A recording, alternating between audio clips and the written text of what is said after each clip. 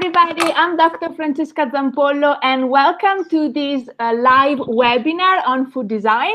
Today, my guests are going to be Unge, Julija, and Zivile from Lithuania, and they have an eating design group company called Less Table, and we're going to talk to them very soon about their wonderful work within this field.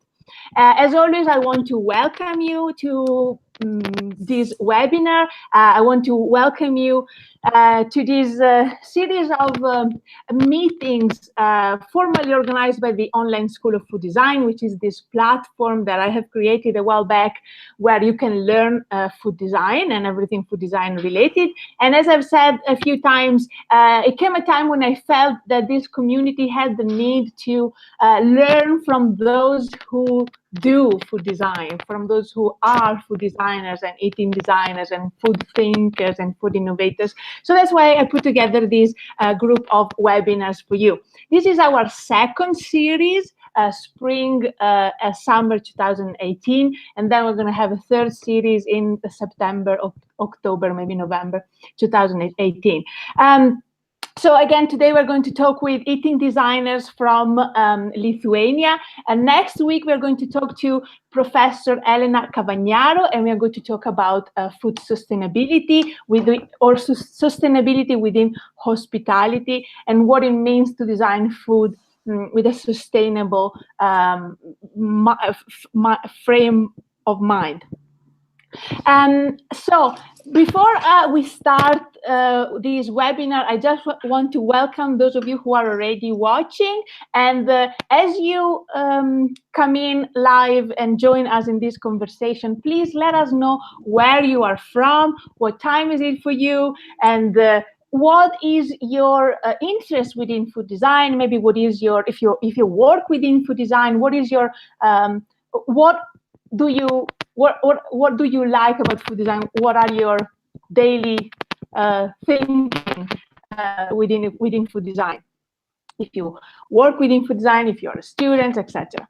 So just join us and let us know. And of course, throughout the webinar, if you have any questions, just join the chat room and let us know, and I will be happy to read the questions to our Less Table group. So we're going to go to them. Here they are. Welcome, Julija, Unge, and Zivile from Lithuania. And thank you so much for agreeing to be with us here today to share with us your wonderful work within food design. I know that your work I have found your work very fascinating, and I'm looking forward to hearing you talk about it. So the first question that I have for you, really, to open this webinar and to give you this virtual platform is, tell us a little bit of who you are and what has been your journey within food design, what brought you where you are, and tell us a little bit of how Less Table came about. Hello, everybody. Hello. Hello. Hello. Maybe I will start because I was that person who started our journey to food design world. My name is Julija, as Francesca told, and my background is a product designer, but and also at the same time I'm lecturing at Vilnius Academy of Art Design Department. Many years I was working with students, and of course I was searching creative ways, new ways or new fields in design. And of course I was that person who likes cooking and likes food, and I started to search all these two combinations of food and design, and I found it very interesting. So I came with the idea to open food and design laboratory in Vilnius Academy of Art for students. And of course, I got a very big support from my students to open this lab. And Unge and Zivile, they were students at this moment. And maybe Unge can show pictures, some pictures. Okay, not seeing. No? Yeah. Okay. So it looks the opening day. It was the beginning, and After successful opening, the girls joined me to discover the world of food and design. So, 2014, Les Table was born. So this second image shows the new, first workshops which we did in that lab. Yeah, and I was a student, and of course, it happened that Julija was my lecturer in the same academy, Vilnius Academy of Art, and I also was working like with design through products, items. And Julija was also not only my lecturer, but also that person who brought me to food. And step by step, or by the time I realized that food is the most temporary and flexible material to work with. And after my bachelor, I also went to study master, and my work was connected with food. Yeah, and it was like beginning of food design in my experience. And also what about my present, I live in special place. It's fulfill my design experience because I live in such a flat which I can call artist run space. And there are my friends, artists, different fields, artists, and in this place I get really big inspiration for creative work, also in Les Table, and because there we have our living rooms and also gallery where some event happens. And yeah, and I met a lot of people, creative people, and they're always changes and inspiration and these collaboration. are few pictures from your flat, from the exhibitions, and from the collaboration between food, music, experiments, and because they're different people from different fields, and that result of art and design, it can appear in different ways. So yeah, I'm design and / artist as well. Sounds very exciting to be surrounded 24/7 by creativity and other like-minded people. Yeah, for sure. And the last one, Ragna, this is me. And so my journey started same like Zivile's. I studied same design together. We were in the same year, and we had the same lecturer, Julija. And so I finished, and then it was a question, because we finished product design, and I had inside me strong feeling that I don't know, I'm very far from food and many other things. And I'm just taking and consuming, and I don't know, I felt urge to come and to touch and to learn. And actually, like if I would count the school and then the academy, it would be 16 years of theory. So I found that going to the world is a good practice. So it happened that after studies for 2 years, I went traveling on the boat and living there, and I could say radically changing my daily life. Okay. I will. Sorry. Yeah. And I can show you what was my home at that time. That's fantastic. And sorry, just a moment. It's okay. Okay. It's a sailing boat. So it is a sailing boat, and I'm trying. Okay, so what is more interesting is that this boat has no engine, this boat has no electricity, and my daily life was very simple and like very basic because I don't know, each of us, because it was 4 of us traveling, would have, I don't know, just the basic things which would fit in one bag, and our kitchen was just maybe from 4 bowls, and that's it. So it was 2 years of moving and discovering, and it was a big gift and very strong experience. So here we could see me somewhere in the jungle in the Essequibo River in South America. I don't know, trying to keep the fire from the pouring tropical rain to be able to cook rice for the dinner. So that was the daily life of these 2 years. And after that, when I came back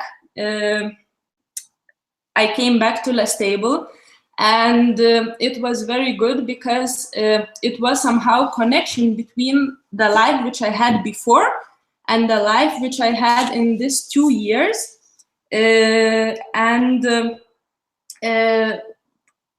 This life of 2 years helped me to question the daily life, which is like very, very good way to create. And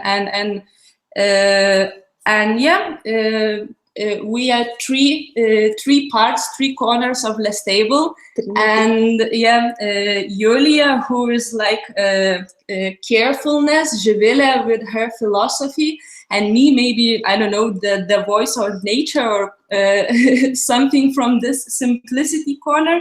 And when we connect, then we create, and simple like this. So in this practical words, I would say that we do events, we do workshops, and sometimes we do gifts, but like all this creative part is like we have no stereotypes, so we never know actually how our work in the end in which shape it will turn. So we are very open, and also maybe we could show you how to find us, like to show our website, which would be absolutely. And tell us for whom you work. Do you work for corporation, or do you work for private? Do you work for both? Tell us exactly what Lestable does. Yes, okay. We work for private, like 3 of us. We opened a small studio, and we will soon try to show you. Yeah.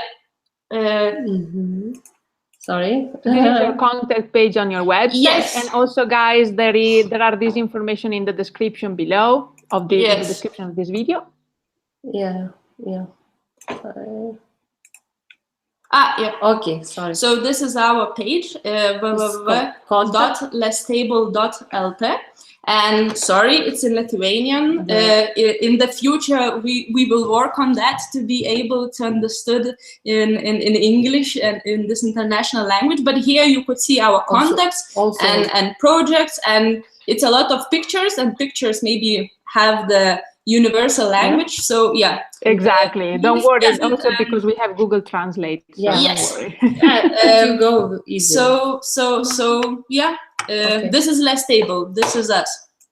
Okay. So, yeah, we wanted to say it shortly, but you see, so many things to say about us, so maybe it took a longer time to answer this question. Don't worry at all. Absolutely, we have time. So actually, what I wanted to ask you, now that we have a sense of who you guys are as people and as food designers and as food design thinkers, and what Lestable does, I want to ask you a question that we all get asked very often in this community that I'm sure you also have been asked multiple times. But still, it's a question that I personally love to answer always, and I also like to ask other people and hear their answer. I think I'm trying to get a collection of these answers. So my question is, what is your definition of food design? Yeah, you are right.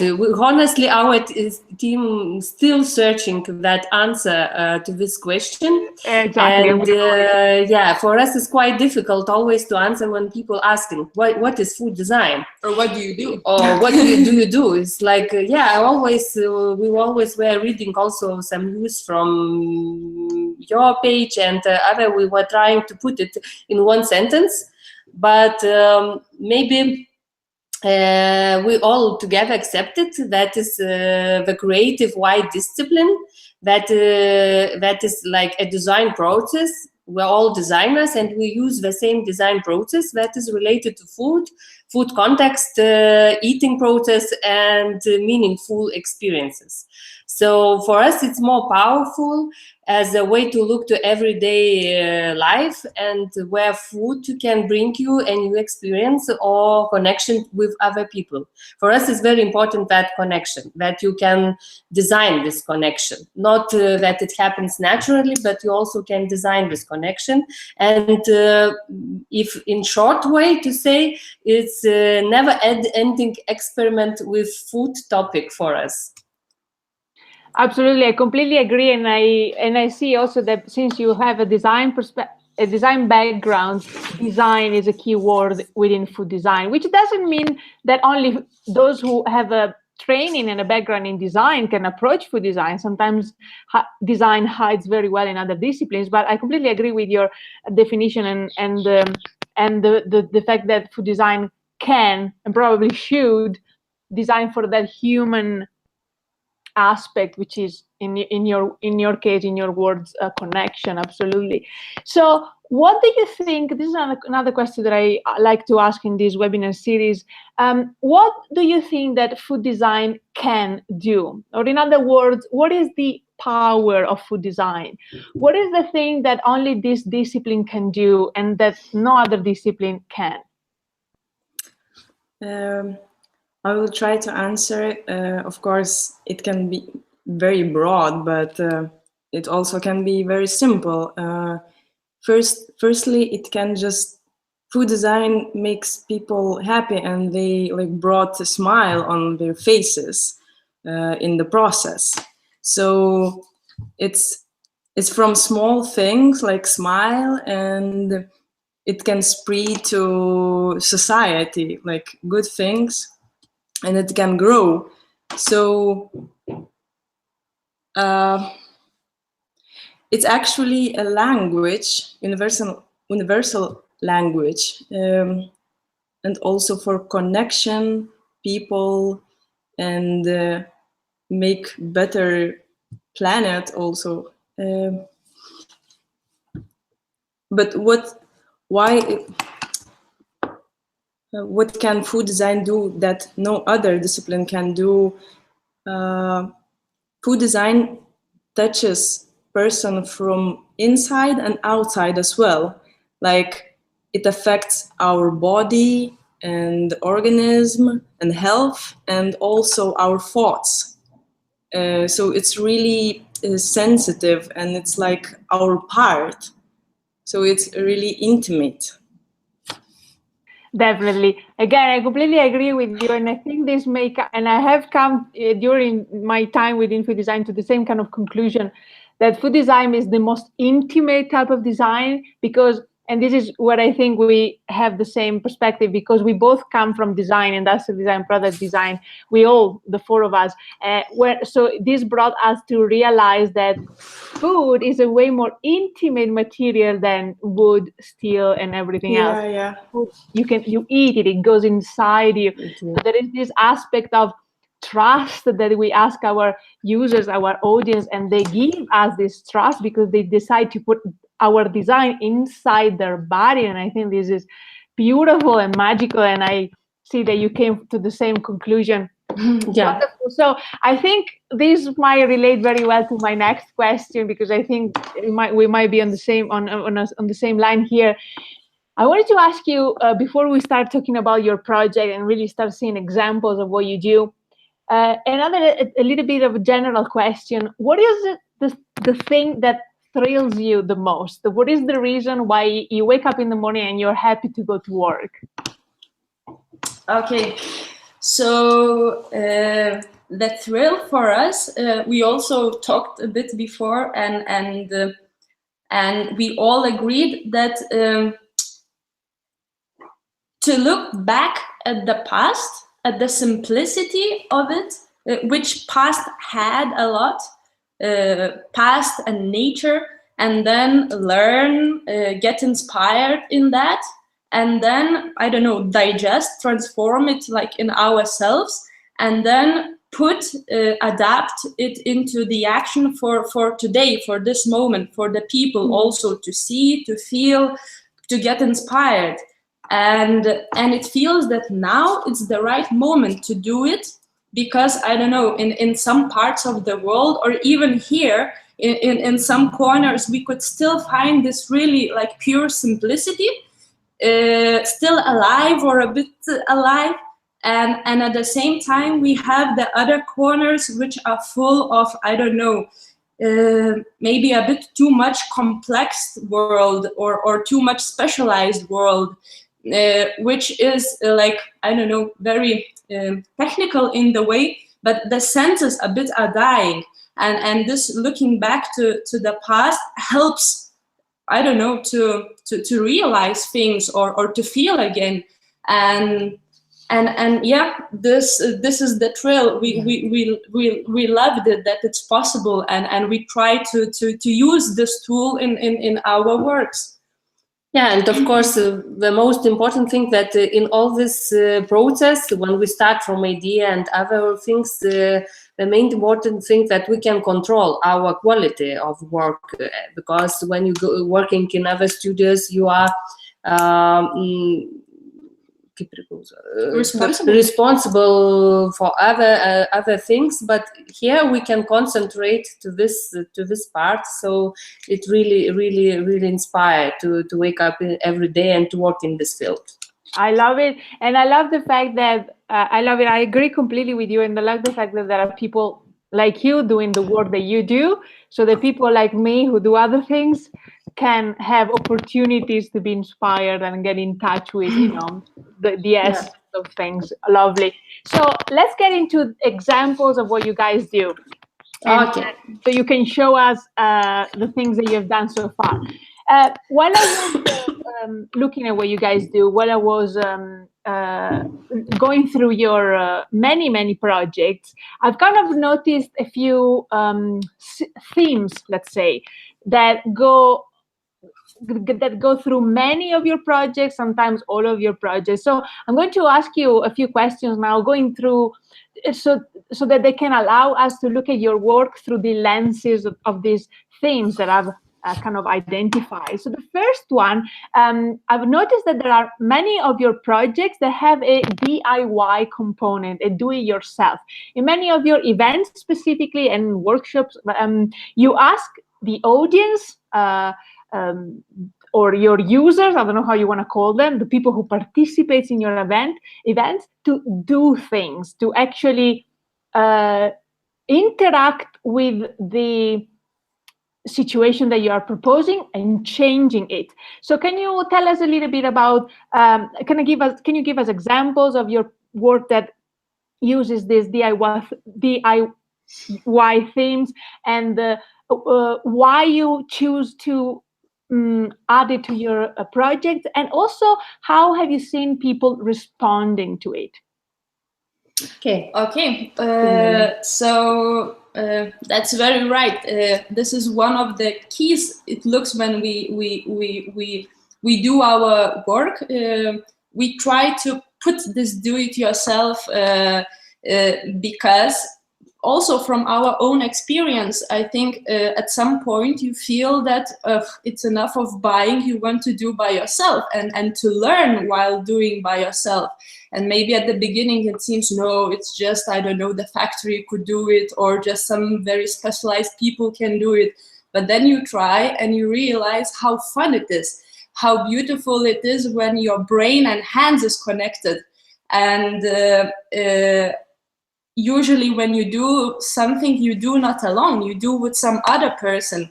And when you do it together, then it's the best way to get to know each other, because you are relaxed, because you, I don't know, could go very intimately. Even you are doing, I don't know, putting carrots to to seeds to the ground.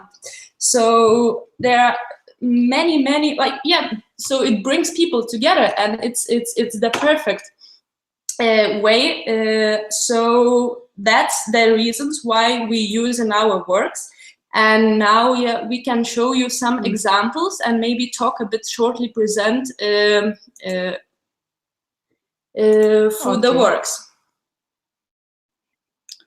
Yeah. Okay. Let's make it bigger. Okay. Okay. So this first picture, which we could see, it's actually you want also to maybe zoom out, make the image bigger a little bit. Okay. Yeah, we will. If it's possible, otherwise, Yeah, I think we can see, but Okay.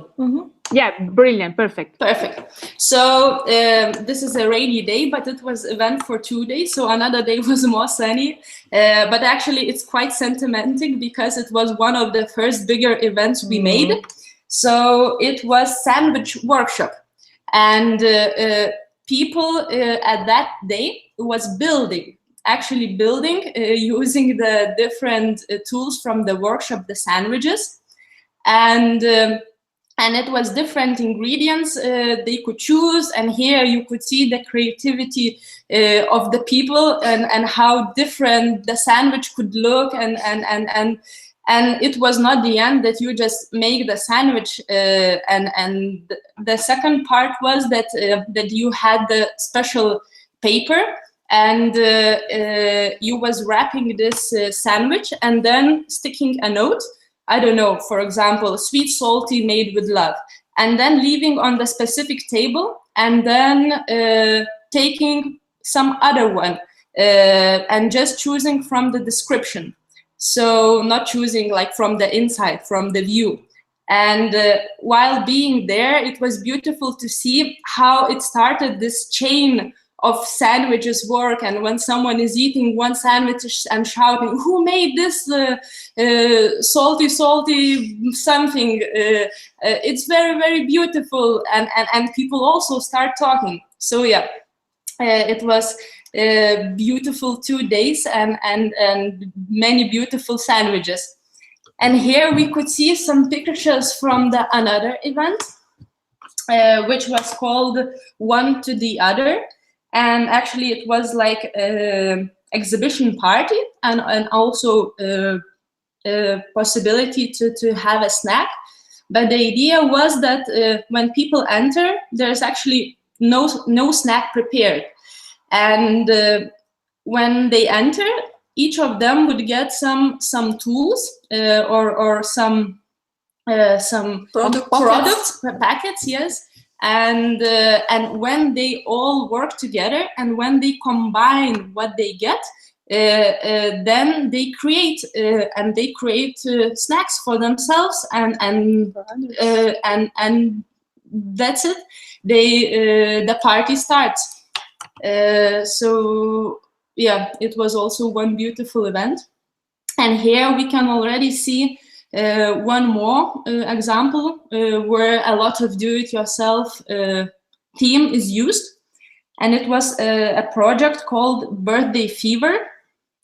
And here is also interpretation of birthday celebration. And here we have a specific table which would be brought to the party as a gift, yeah. And table could be divided into 2 parts. So as each celebration party would have the snack, the salty meal, and then the dessert part. And people was given all what they need to create this this party, this event. And there would be some schemes for them to understand what to do. And there would be a bread or a piece of cake on which they would put some sauce and create a salty snack or a dessert. And they was even given the possibility to create their own candle, which is like very important for the birthday. And there would be a white chocolate bowl in which they would pour alcohol, pure alcohol, and then if you would light it, then you have the candle, and then in the end even the chocolate melts, and it's more fun dessert, more fun cake with melted candle. So yeah, it was the birthday fever. And then also, like a birthday fever, the dessert and cake team. And here we have the Cake Action project. And here, in weddings or in also birthday celebrations, for the dessert, people, the whole group of people would get just naked cake. And then many small boxes. Each of the participants of the party would get a small box with some ingredients to decorate the cake. It could be nuts, it could be seeds. And it's really fun to see. And then they are asked to decorate the cake. So it is really fun to see how all these very dressed up people start like getting involved and all together.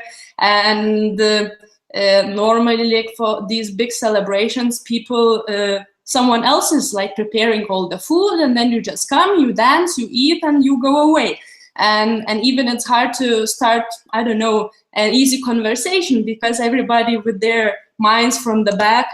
So all this small action which happen, and then in the end, it becomes like a present to the birthday person or the present for the wedding person. And how it connects everybody and how they are all done something together to give us a present. So yeah, here do-it-yourself also works very well. Yeah. Okay. I love it. Thank you so much, guys. And I love the fact that you bring attention to this, because somehow we have evolved into a society where I guess 60, 70 years ago, there started being this explosion towards mass-produced food.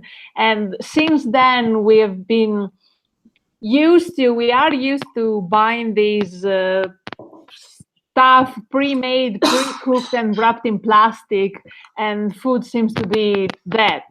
Whereas it's lovely to have opportunities like the ones that you provide, which are also very social, to get in touch a little bit with what it means to, with what food is and what it means to touching it and being a part of it. So I love it. And the other thing that I noticed kind of running through your project is that of kind of mystery or discovery. So it seems that in many of your projects, you want people to be unsure of what's going on, maybe in the beginning, and then also maybe find out things, discover things. So tell us a little bit about some of these projects, why you choose this theme, why you choose mystery as part of your project, and also what you saw, how you saw people react to it. Okay. I would like to mention that it's more like our nature that we are working to make that mystery. It's not like a theme, but more like a part of our work, because it's native feeling to have curiosity, to find something, to see something, to learn something, and it's important for us like people, and we believe that it's important for each people who comes to our like installation or event. So it helps to awake people to use their, I don't know, senses and intuition. And then they get involved so strongly, like fully, and be there for that, what they will gonna find. So curiosity is a key for knowledge, and it's a part of education and sensation.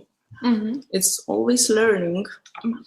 And yeah, I also would like to say that mystery we could call like food for soul, you know. Okay. And about reactions, of course, we you know, we see how people come and they are serious or they don't know what they're gonna be, but little by little their faces are changing, and they starting to concentrate into the surrounding or into the installation, and they start smiling. As I said before, it's the strongest reaction, first strongest reaction. And that's true. That's a little bit one of the powers of eating design, isn't it? When we say that people that food can change people, yeah, but food can literally change people. They come in with one face, and then all of a sudden, they have a different outlook at everything and become more sociable, and they are curious, etc. So absolutely. And yeah, even sometimes when a person comes in suit, you know, like official, and he's serious, but after he's so with big smile on his face. And for example, we see here one of our project is a collaboration. Its name is Mission Help, where people standing by the table, one side and another side, opposite side, and they are helping each other. Like one person tidying out like an apple, and then in one side there is apple tied, and in the other you could see a pack, but the pack is impossible to reach. Yeah, before apple is lifted. Yeah. And then surprise is coming to another side for other person. Not for yourself even. Yeah, but finally, in conclusion, everyone has an apple and a packet with surprise inside. It's like small snack for a coffee break. Just scroll. And it's another. It names mission. Yeah, I can't say it in English. It's like a secret. I remember inspiration was secret. Secret. Inspiration was from the childhood. Like you know, you have a small glass and the paper of candy, and you dig a hole and put a paper in the ground, and then cover with the glass and put the ground on it, and after some time you come back and search for it, you know, to have a little secret in the ground. And here we have it's piece of wood from wood workshop. Yeah, it's from academy, because this was made for people who were speaking about snack break was made for people. No, this like project was like break was made for people who were speaking about design and process and politics, how can they change and improve design in Lithuania, and what it was happening in Vilnius Academy of Arts. And the idea was to use that leftovers of wood from academy and use for this break, this coffee break. Yeah, people come and see just a lot of wood, and they start digging and find jars with also snack.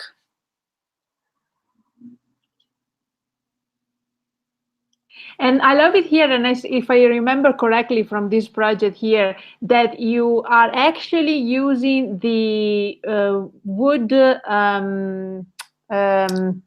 the waste from woodwork for the students, and so you're kind of reusing and repurposing these same material that the students themselves have used to make their projects, and so you're repurposing it and giving it a second purpose within this dinner. So there is this little circularity in this work that I really like. Yes. Yeah. It was quite the main of ideas. The part of idea was very important. This part, yeah. Also, another thing, for example, talking about mystery. We had the project in Nida, in beautiful place in Lithuania. It's by the sea. And it was happening Nida doctoral school, like during summer. And we made them 5 dinners. Five secret dinners. Secret dinners, and each evening they would get a secret box on the table in the kitchen, not like usually meals or food. But box, and on the box would be instruction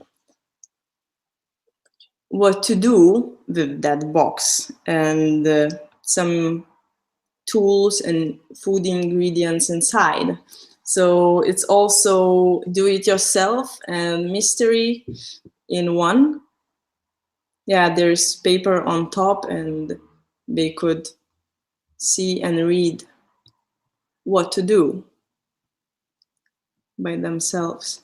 And for example, finding instruction, just go outside in the evening and follow a string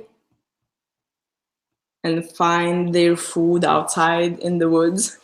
And here I love the fact that, guys, the people come to your event because they think that they're going to eat something, whereas you send them outside and you send them to get things. But you could finish what they find.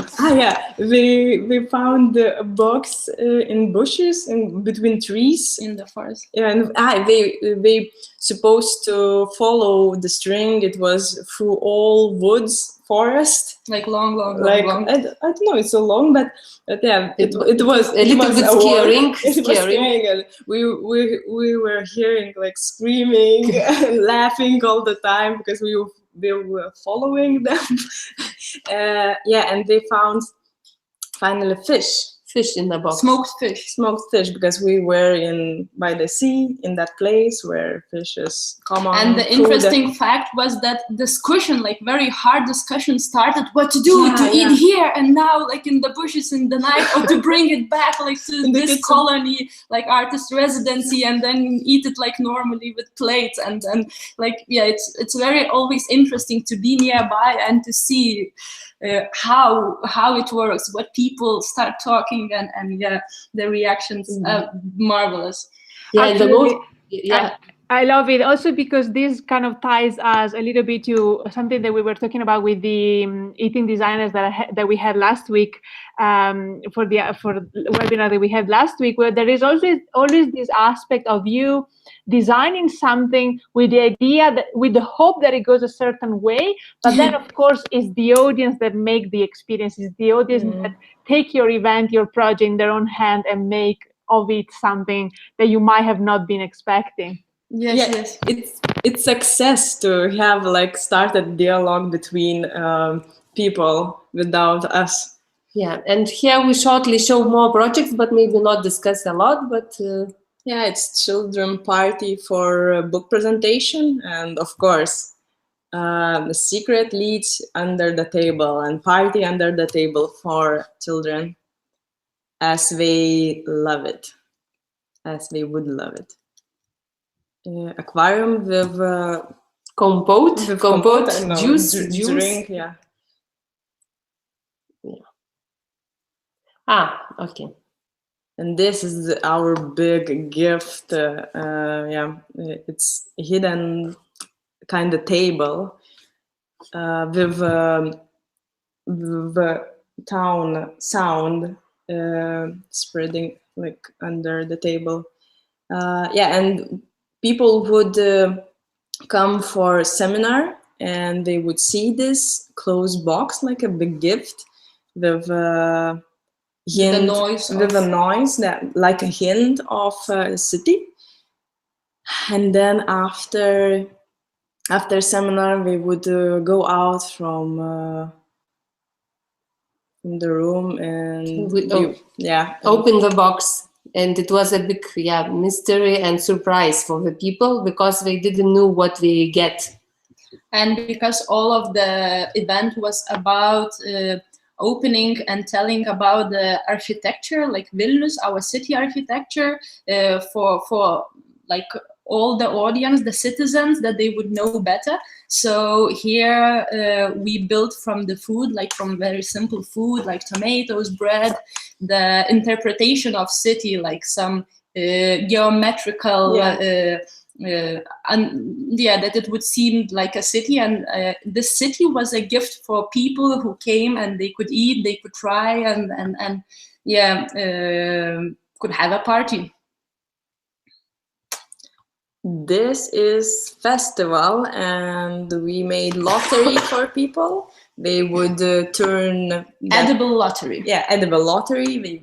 They turn that miracle ring, or circle, and they would get surprise from the box. It can be whatever, like some strange combinations. Yes, and that would also surprising and give a smile.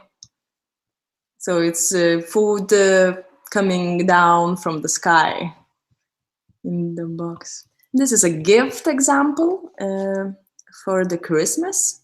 And yeah, a person would get a box and then put this with no idea what is inside, and he would just pull the green ring, which is the only one option what to do. And then he would find 3 meters of tangerine chain. And we try to use very used material as tangerine for the Christmas, and transform, I don't know, put in some other way. There's one more. Just the chain. Okay, that's about the mystery. Fantastic, thank you so much, guys. So the last kind of I call them themes that I've been able to recognize in your work. I think that it might be one of the I don't know if I should say one of the most important for you, but we'll see. And that is really simplicity. Maybe dare I say minimalism aspect of your work. So can you tell us a little bit about that, and how you have found also people responding to it, and why you've chosen this as part of your as part of your voice? Okay, as we told before, we all have background of design, so minimalism and simplicity is already encoded in our experience and intuition. So we're very often using our intuition. So natural respect for the nature and human lets us to feel a responsibility for high quality minimalism and simple aesthetic projects. And I hope that this project inspires and educates people. So in general, we feel responsibility for good quality. And I think that functional simplicity also can be not only the aesthetic point, but also functional simplicity is also, and not uncomplicated experience, allow us to appreciate the beauty of natural environment. I think to tell it like in very shortly way, but maybe Unge, you can switch on the picture. Maybe which shows that main thing that like now like is spring, and we have like like strawberries is something very simple, very everybody knows strawberry, and it's something from the childhood. So I think this picture demonstrates this respect for the nature. And also always this view, that this minimalistic picture comes from some story. And here, like in the childhood, we always loved to carry strawberries, wild strawberries on a string, to bring to your mother, I don't know, for the friend, because if you would carry them on your palm, they would smash. And here we bring it to a restaurant, to different surrounding, but the feeling, like people got the same feeling, like memories from the past, and the look comes from this story. Yeah, the picture, and it makes people to feel like cozy. Yeah. And another picture is also like mushrooms. They are coming from the ground, and also the same thing, like very simple natural material like food, and it shows it's where it starts, where we're searching mushrooms, we're taking them from the ground. So also this project was done with keeping the same idea. Yeah, that the ground is there. And another project was like we had to do invitation for the restaurant package, like, and we were thinking, okay, not to use paper or card for that invitation, and we were thinking to make something more than this. So everybody, all the guests got this wood boards with textile, linen textile piece that you could use it also, come to the restaurant or to use it at home. It's maybe about more about not throwing papers or using these things. Serving table, yeah. Yeah, that's it about this, I think. I don't know, girls, maybe. Yeah, just this simplicity comes usually from the function, from the idea, from the story. Yeah. Brilliant. I love it. Thank you so much, girls. So before I ask you my other question, I just wanted to check, how are we for time? It's been an hour.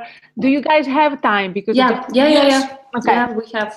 Because I think everybody by now knows that those who follow these webinars, that I don't really stay on schedule much. Don't worry. Okay, good. Also, I'm a bit Italian on that side, so it's not really relevant to me.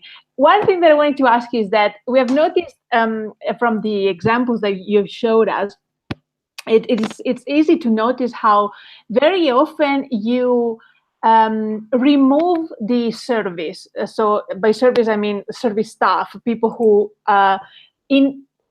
bring food in your events, people who interact with the food and the audience in bringing food, serving and removing, etc. So you really remove this aspect of the service, and it kind of seems like you very often deliberately want to leave the audience at their own devices, and you want to be outside observers of your own event. So I wanted to know if this is actually true, if this is, of course, done, if this is indeed done deliberately, and of course, why you choose this perspective, and what you like, what do you like about it, and what do you think people like about it? Yes. So we think this absence of human being happened quite naturally, because many of our projects, especially which we already done like a bit before, there's a lot of this do-it-yourself theme. And when it's do-it-yourself, it's the best to do by yourself. It's same like in the childhood, like when we were children. And when, I don't know, you need to do something and your parent is telling you how to do this, you become angry, it's not interesting anymore, and that's it. But when you do by yourself, even something gets a bit wrong, if it's not perfect, but you are so proud and you are so happy. So this is the reason. The second reason is maybe to leave this joy, to find out and not to be like told. And that's why we try just like to create the scheme, or to create the surrounding that people would intuitively find out what to do. But of course, as the host in the party, we are always there, and we are like watching what's happening. And if someone needs help, we are there a bit to guide them, and then leaving at the point when we realize that they already can create or understand how to do. And yeah, we can show. And yeah, maybe we can try to show some examples. For example, we already told a bit about this sandwich workshop. So in this case, on this paper where you're supposed to wrap your sandwich, was printed a scheme, and there's everything in Lithuanian. Okay. We translated it. So, and from that scheme, you would understand that you would enter from here, on from here. First you wash hands, then you go through all the table where you collect and make the sandwich, then collecting some herbs to top, then you wrapping and leaving the note, then you exchanging the sandwiches, and then going, sitting and snacking and meeting. So one way is this scheme, like the story, like a bit like a small book from which you could understand what to do. Another example maybe could be our exhibition of rituals, like Lithuanian holidays. And this was exhibition, like an open exhibition for the city, for the people. And here we try to create the surrounding, which would be intuitively understandable, and people would try to find out what to do or what to try. They would start playing, and so yeah, it was from 4 parts, all of this exhibition. And yeah, one part was about Easter, and people could collect, and a lot of this exhibition was that you could try and get inspired to look a bit different to these traditions, to question themselves, and to get inspired maybe how to decorate food, or how to cook, or yeah. So for example, here I could talk maybe a bit more, was 12 boxes, all of them black, just having the numbers. And in Lithuania, we have, during the Christmas Eve, we have the tradition to eat 12 different meals. And then one of the meal always would be some specific poppy seed milk, which you would eat together with bread, dried pieces of bread. Also with poppy seeds, and but in general, the idea is that in the whole evening you try 12 different meals. So our suggestion was, or not suggestion, our game was that we had 12 different boxes. With these breads you would eat with the poppy seed milk, but all of them would be different flavor. And these flavors would be from those 12 traditional meals you would normally have. And people start playing, because it was also written which ingredient is used for this specific bread. For example, here beetroot, or there, I don't know, something else. Carrots. But then people start like playing, and someone is opening the box. No one is watching what is written. They are testing, and they say, it should be that and that. And it was fun to see how by themselves they invented more even that we did. And then we wanted also to say that, yeah, it was a lot of events that we were somewhere a bit further. Yeah, human being was a bit deleted. It was more the surrounding, and then the visitor come and find by themselves. But then, especially now, more, and because we love human beings, and we love them being and telling like stories lips to lips.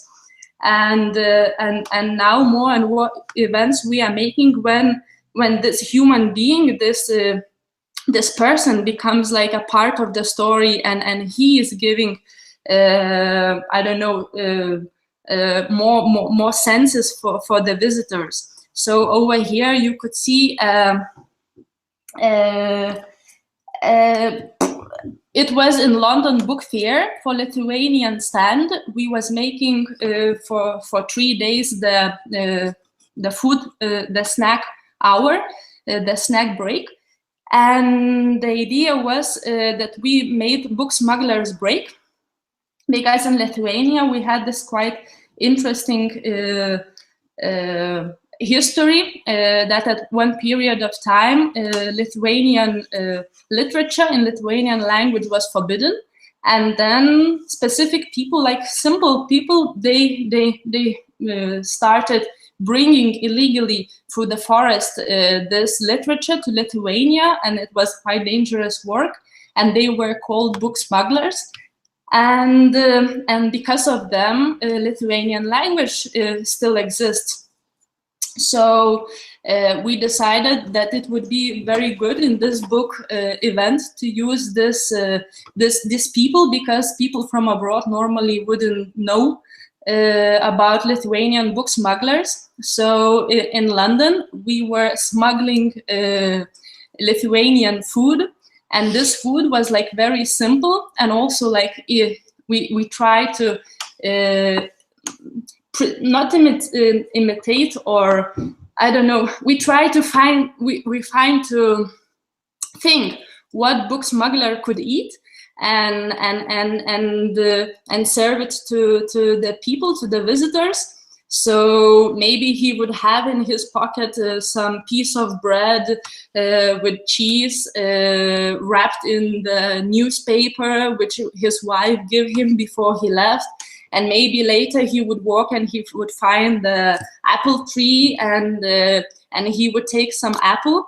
So that what was given, like pure Lithuanian apples and sandwiches from like village products, and it was working. People was very happy, and even from the simple apple, the conversation could start, because when you see and you ask, oh, maybe you would like some apples, and they say, maybe not, and then you say they are Lithuanian apples, that and that kind, and they say, oh, really? And then you start talking about the different kinds of apples, and they start telling how many different apples there was in England, and it's beautiful, and it's so it's not that we don't want to use human beings, it just happened, and there's no rules.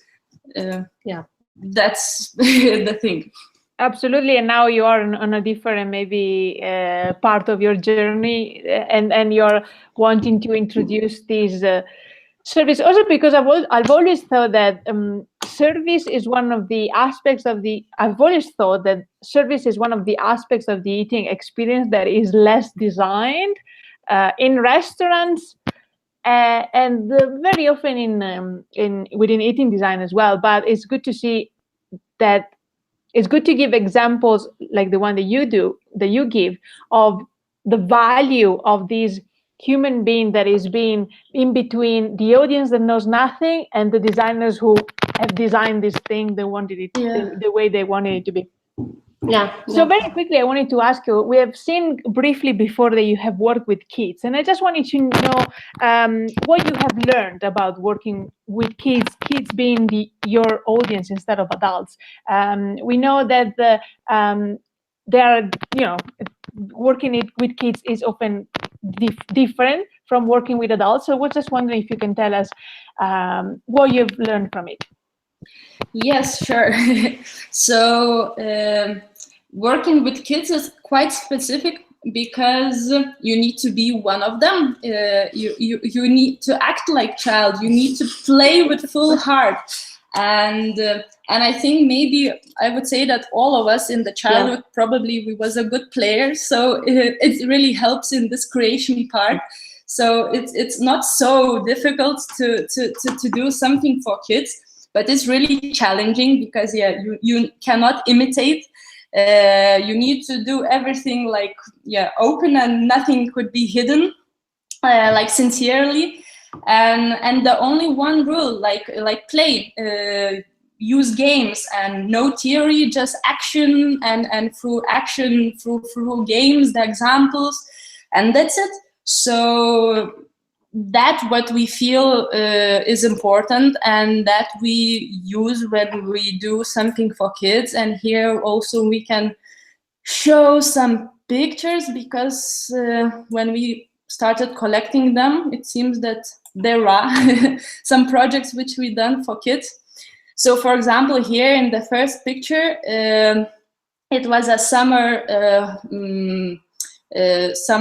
campsite for chorus girls, so 60 girls around the same age, and for one day we was making few workshops for them. So one of the event was a herbal tea workshop. So we introduced them one herb, and it is called yarrow. And this herb is like very feminine, so it really suits to all the girls. And the idea was that we firstly just go walking and trying to find this in the fields. And it seemed like, I don't know, in the crowd, to start seeing your friend, because when you don't know the herb, you don't see, but lately when you start to know it, you start seeing. So everybody collected the herbs, and lately we went on the grass and just made tea and drink, and that's it. And it was enough to start like conversation, and it seemed that the girls knew a lot about these herbal teas. And here we could see some example, like we was trying actually to present food design for the children. Yeah. So we decided that no PowerPoint presentation could work, but only the game. So in Lithuania, we have actually the game edible, not edible. And in this way, in this game, we try to show the children that each of the product would have different like color, feature, shape. So yeah, we played, and kids when they find out what is hidden in the box, when they say the correct I don't know, fruit, vegetable answer, through this I don't know, a bit like gun looking tool, we was running down apples, grapes, or whatever we chose that time to be. And later in this case, we had like the main workshop, which was because this was the children was making superheroes in different stages of design, and we was of course responsible for the food design. So we decided that for superheroes, they need this amulet for superpowers. And everywhere where we can, we use the game part. So here, first of all, they needed to find boxes. Then they needed to find the right key to open. And when they open, they find that there's many different ingredients. They put them according to the color.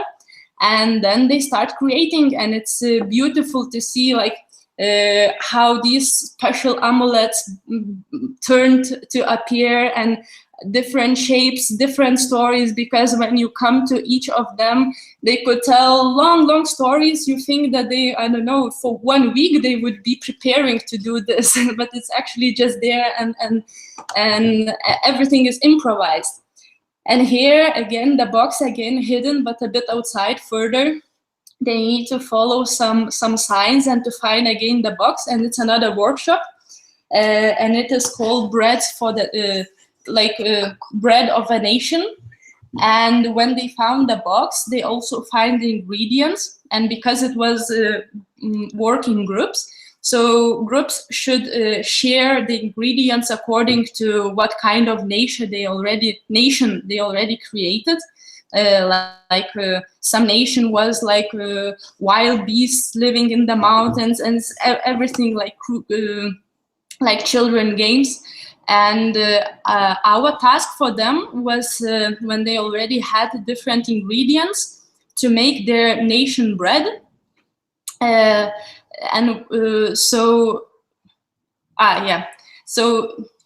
don't have. And also they very enthusiastically was like making breads, and later we asked them, while the breads were baked, to decorate the tablecloth, which was just paper, and tell the story how their bread became like this.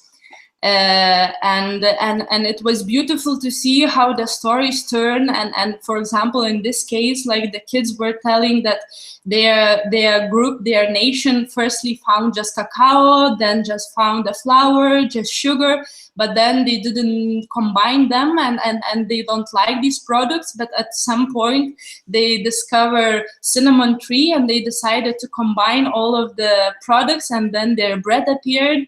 And yeah, it's beautiful to see as here, like how they could tell these stories and present and be fully in this action. And here we have the workshop in the city festival. So we try to bring some wilderness, and people was giving pieces of dough and many different spices. And they were making their own buns with the like seasoning how they feel, and then just baking it on the sticks from the forest in the fire. And it's beautiful to see how different also these buns, simple buns, could look, and even it's a bit burned, but how happy the one who made it eats it. And yeah, so playing is the main key when you work with the kids. To summarize. Wait.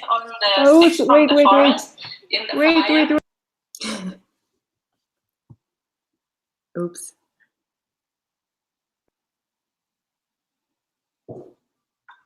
Sorry, I had a technical thing. Okay, brilliant. Lovely, thank you so much, guys. So, I mean, so much work you have done, so many examples. So maybe one question that I want to ask you now is, looking back at everything that you've done, what has been your biggest challenge, and maybe also your most rewarding moment? Yeah, as you see, many different projects we did, and I think that every project for us is a challenge, because we never know what kind of project we get and what we have to do. It's like we have to work, like once we had a big challenge to work with 1 ton of mandarins, and also at the same time we had project to transport and to do installation in cans. So every project for us is big challenge, but every project is unique, and we always provide priority for a meaningful idea. So we're always trying to work with every project individually, and complexity, and at the end the best rating of a project for us, as the girls told before, is people reactions and good emotions and smiles. So I think in general, the main topic that is challenge every time, and it's very difficult to say which project was the biggest challenge. But as I remember, the biggest challenge was to work with this 1 ton of mandarins. For this chain you showed. Yeah, for this picture what we showed about that gift design, because also we found that mandarins, some of them are colored, not very natural, and also allergy. We had to work with gloves and other stuff, because it was quite difficult to work with this huge amount of mandarins. Yeah. I see. Fantastic. I love it. So in the beginning, I asked you, what can food design do? So now I would like to try and change our perspective towards the future, and ask you, what should food design do? In your experience, from your experience, from your own point of view, what should food design do for the planet, or for you, or for humanity? What are the territories where food designers should go and intervene or help? Actually, the answer could be, in general, interdisciplinary. That food design should push boundaries and maybe erase boundaries between human and subjects, and between subjects itself, like to make everything understandable, accessible. Yeah, and I think this is the main thing, to make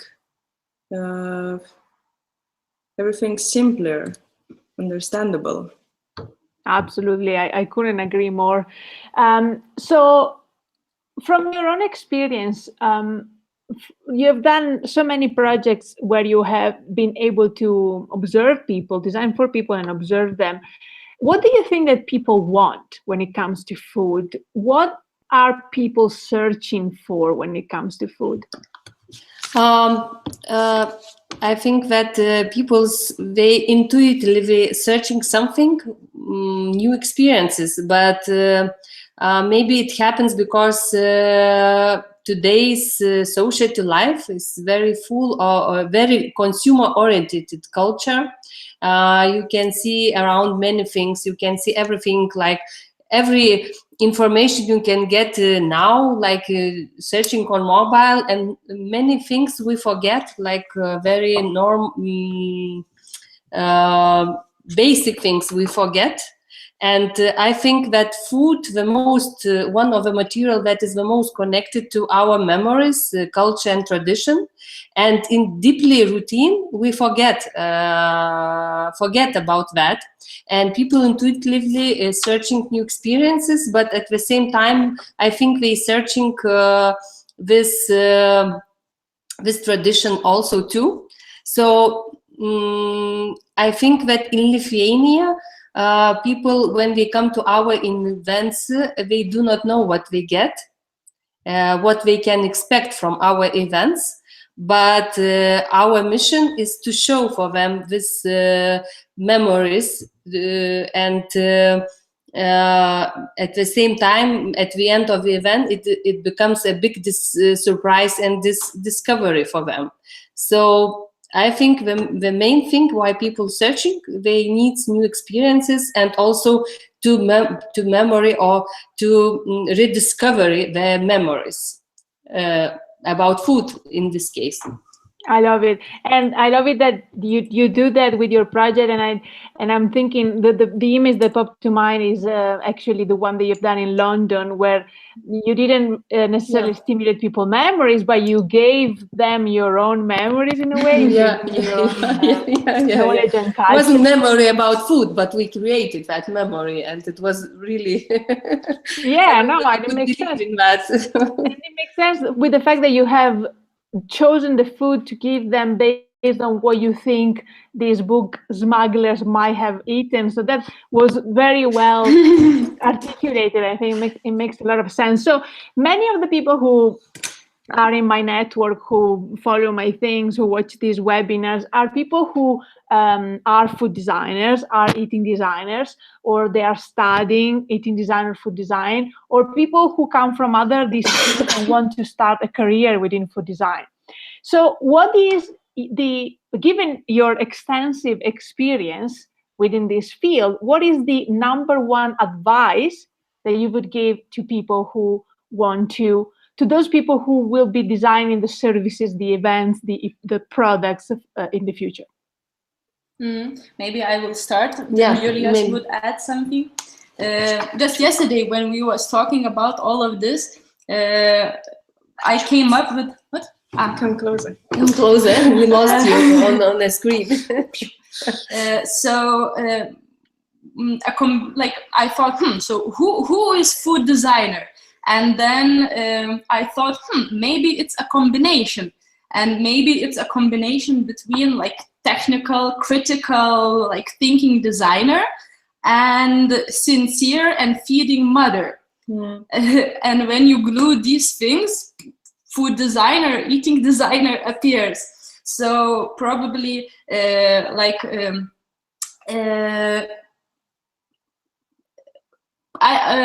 so this is one point and the other, but mainly what we feel that to be sincere to stay sincere and to stay sensitive. This is the most important, because we was also one day driving in the car and talking, if we would need one more colleague, or we would search, I don't know, we would put the advertisement in the newspaper, what would be like we are looking for, like forward, and then all of us agree that probably the person should be sincere.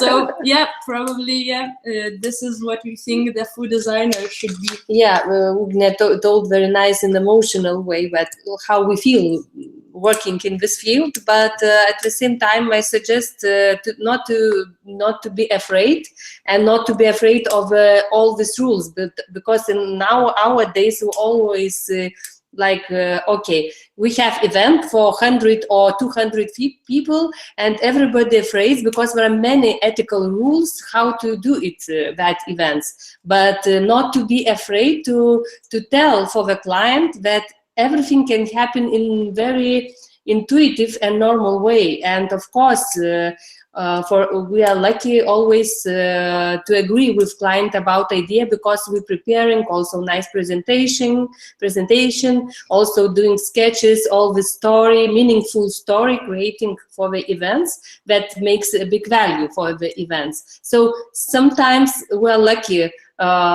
with clients, they are not taking normal catering company, they are taking us just because of the idea. So the creativity also very important part in this way. I love it. I actually never thought about it, but do not have fear of things that might be bigger, that you think are bigger than you. It's actually beautiful. I should follow this advice for sure. Yeah. And so you guys actually don't use another catering company. You make the food yourself, right? Even though you have design background and not a culinary arts background, but you make this food yourself, right? No, it depends of a project. Sometimes we have some companies which helps us to do food, but as you saw, do it yourself. We taking only only products. We're not making food before the event. All food people making by themselves. So sometimes it helps a lot, but also it gives very big value. Yeah, I agree. And that's also a way to keep it simple in a way. Yeah.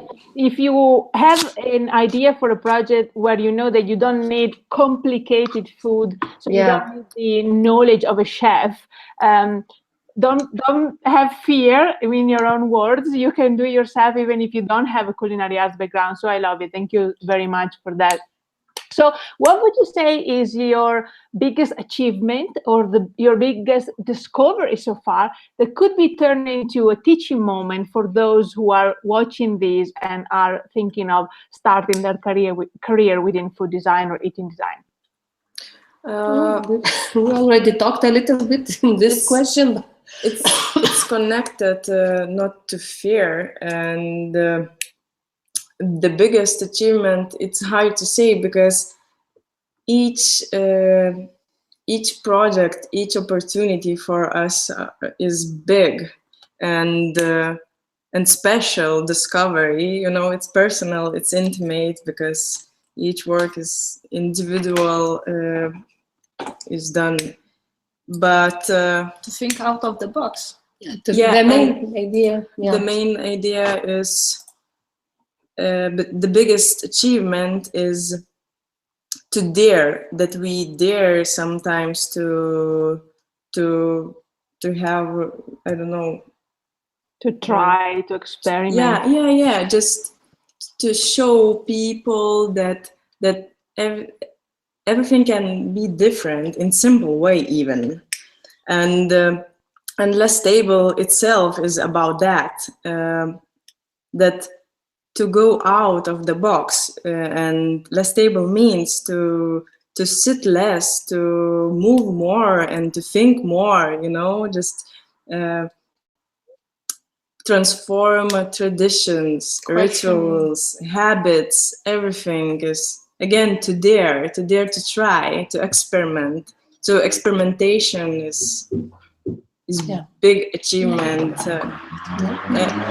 I love it. So with my next question, this it might tie to what you have already said, but I want to ask it to you anyway, just in case you can expand on it. How do you hope to change the world of food design in the future? What is your hope for Less Stable in the future? What type of imprint do you want to leave on this world?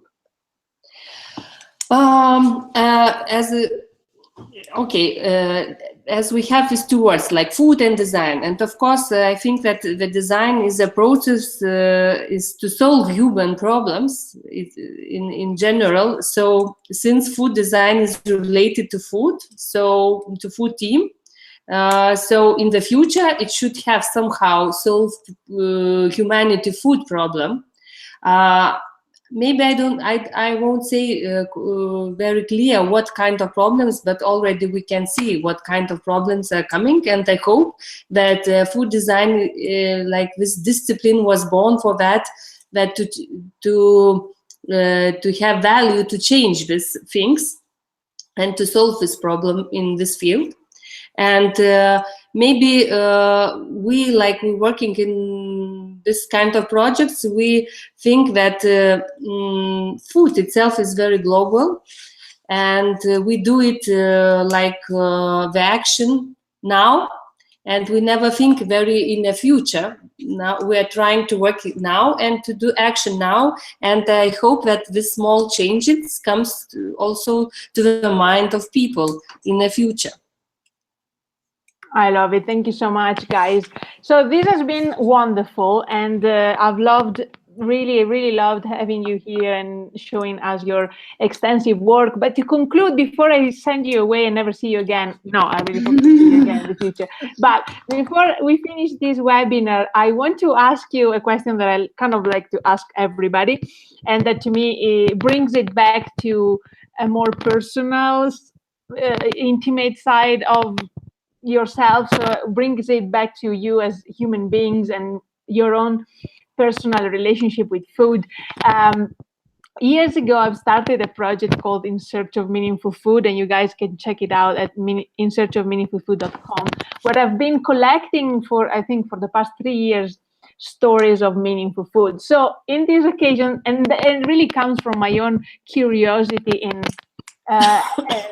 learning about this, in my opinion, intimate story in people's life, because everybody has a meaningful food. So to you too, I would like to ask, what is your most meaningful food and why?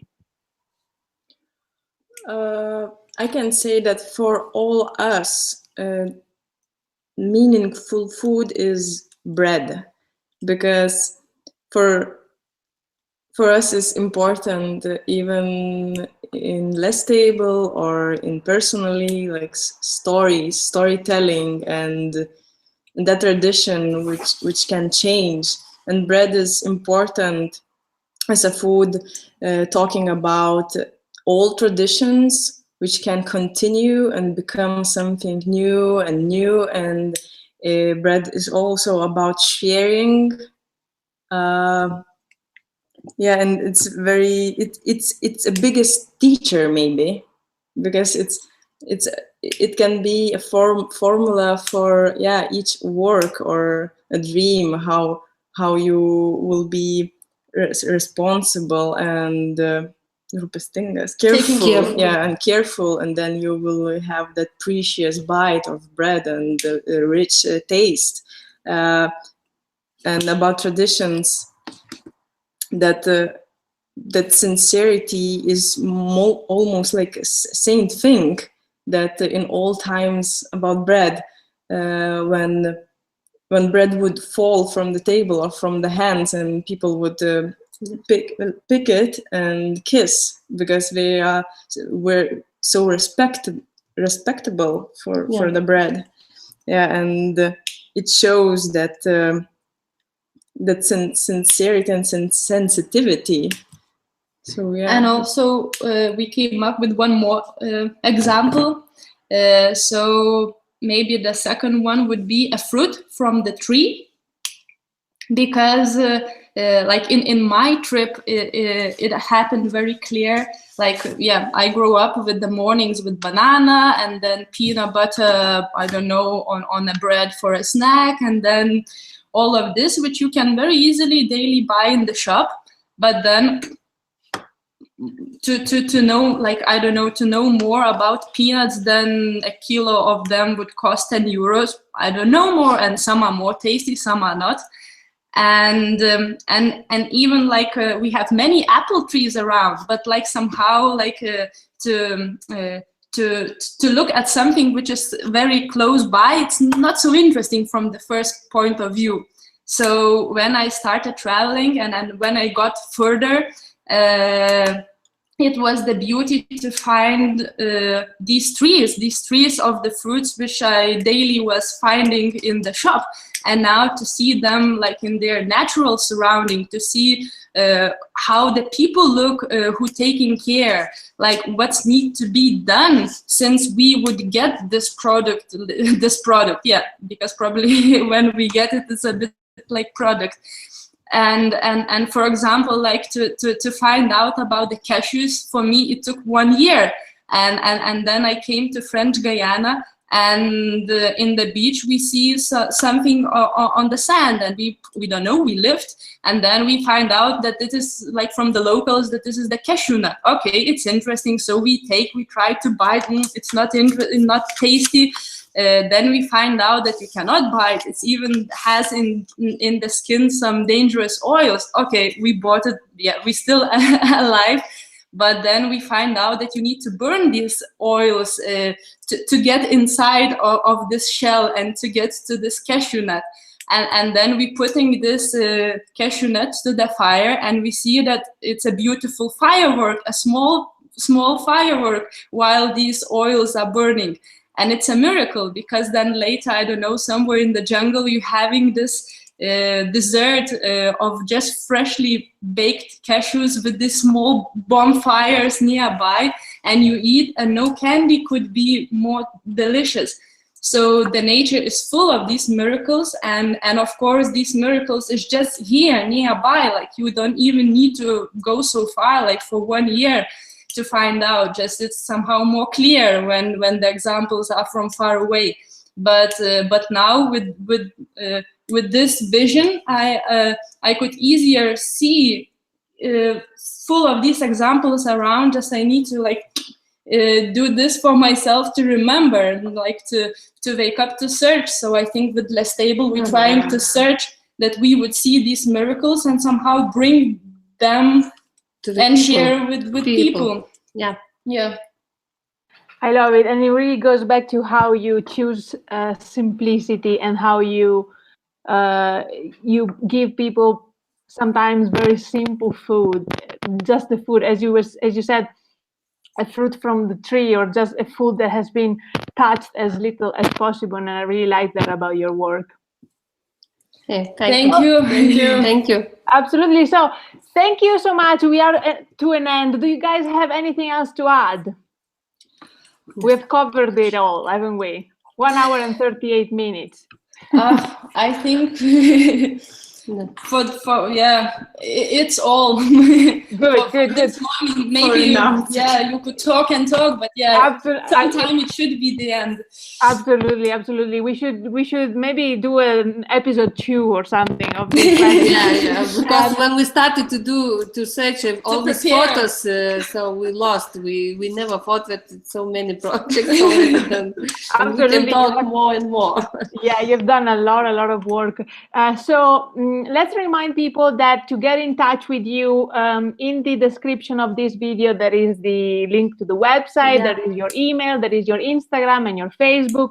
Let's remind people that if they want to contact you to organize a knitting event, that is where they need to go. If they want to get in touch with you just to say hello, of course, welcome to do that too. Okay, so having said this, I just want to say thank you everybody for watching this video, this webinar. Thank you to those who have been with us live. Thank you for those who will be watching this as a replay. Most importantly, thank you, Less Stable, for taking the time to share your project with us. Thank you, Francesca. Anna. Thank you, Francesca, for inviting for this interview. Yeah. It was a nice experience for And us. questions were really, really brilliant. Yeah, Yeah. thank you so Yeah. much. Thank you so much.